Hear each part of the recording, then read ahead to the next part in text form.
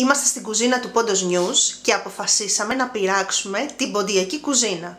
Μαζί μας ο Σάββας Καρύπογλου, ο οποίος μαγειρεύει εδώ και καμία ώρα, ναι, περίπου.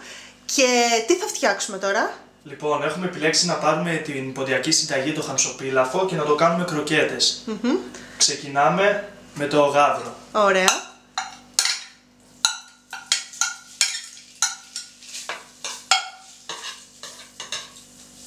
Τα χαψία είναι ένα από τα πιο κλασικά πιάτα της ούτως ή άλλως φτωχής ποντιακής κουζίνας, με πάρα πολλές παραλλαγές, οπότε εμείς προσθέτουμε ακόμα μία.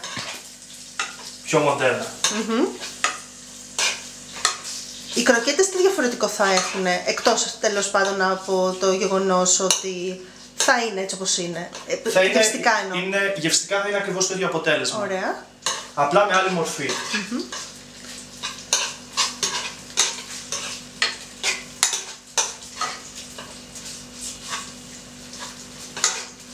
Άρα γάβρος κομμένος και ξεκοκαλισμένος από ό,τι βλέπω εδώ, ναι, τον οποίο τον τζιγαρίζεις πολύ καλά ή να κρατάει όχι, λίγο? ελαφρά στην αρχή. Τώρα τον αφαιρέσουμε. Ωραία.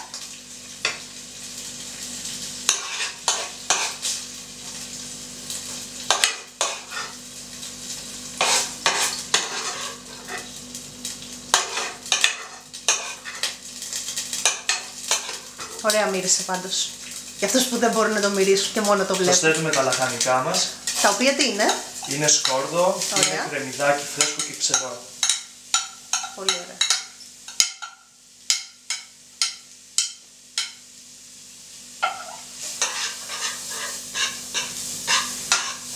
Τα οποία τα αφήνεις λίγο, πολύ, πόσο? Να μαραθούν αρκετά. Πολύ καταβλέπω. Ναι. Γιατί?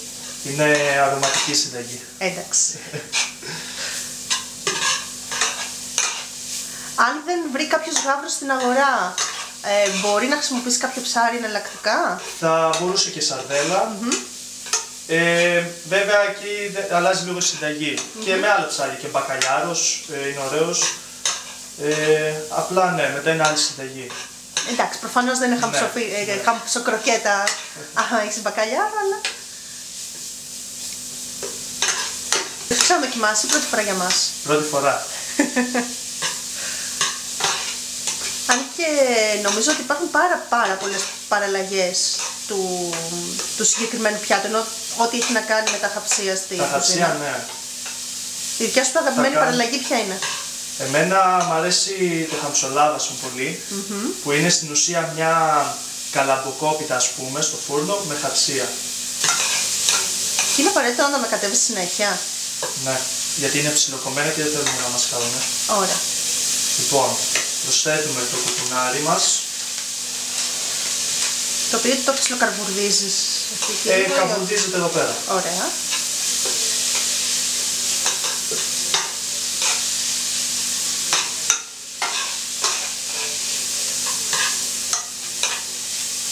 Προαιρετικά μπορούμε να βάλουμε και σταφίδες, άμα θέλουμε.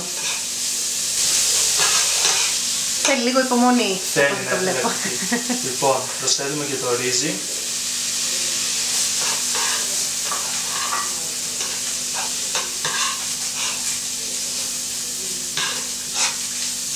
Μια κούπα ρύζι, μια μισή κούπα νερό. Αυτή είναι η αναλογία του. Ναι.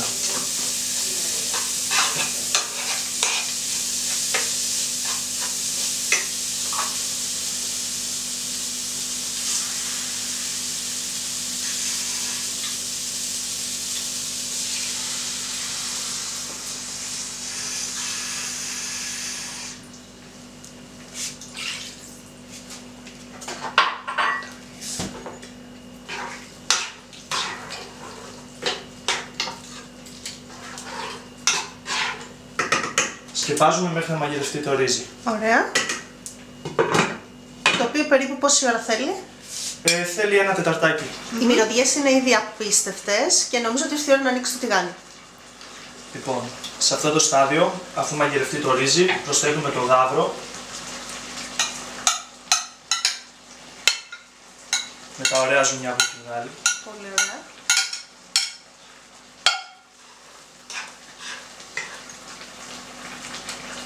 αφήνουμε σκεπασμένο για 2 με 3 λεπτά και στο τέλος προσθέτουμε τα αυγά και τα μυρωδικά, μαϊντανό, άνηθο και δυόσμο. Και τελειώσαμε. Πλάθουμε σε μπάλες, περνάμε πρώτα από αλεύρι, μετά από αυγό, μετά από φρυγανιά και τηγανίζουμε. Και στο τέλος με τι το συνοδεύει συνήθως? Με μια σαλάτα μπορούμε. Αυτό θα ήταν ιδανικό. Με μια σαλάτα θα ήταν ιδανικό. Πολύ ωραία.